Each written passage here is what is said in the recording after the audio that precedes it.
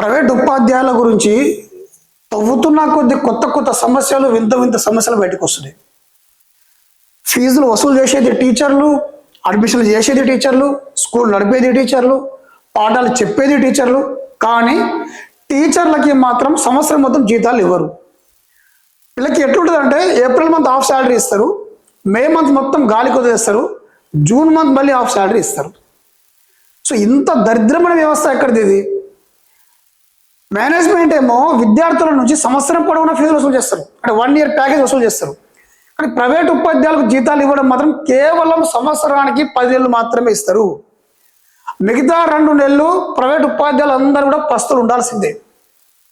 ఒకసారి ఆలోచించండి తల్లిదండ్రులారా, మీ పిల్లలకి విద్యా బుద్ధులు నేర్పే టీచర్లకి కేవలం 10 నెలలు మాత్రమే జీతాలు ఇస్తారు, కానీ మీ దగ్గర నుంచి మాత్రం సంవత్సరం మొత్తం ఫీజులు వసూలు చేస్తారు. మిగతా 2 నెలల పాటు ప్రైవేట్ ఉపాధ్యాయులు అందరూ కూడా పస్తులు ఉండాల్సిందే. ఇంత దరిద్రమైన వ్యవస్థ, ఇంత దరిద్రమైన సిస్టమ్ ఎక్కడా లేదు. ఇంత దరిద్రంగా ప్రైవేట్ ఉపాధ్యాయులను బానిసలుగా వాడుకుంటే టైంకి జీతాలు ఇవ్వరా వాళ్ళకి? సంవత్సరానికి కేవలం 10 నెలలు మాత్రమే జీతాలు ఇస్తారు.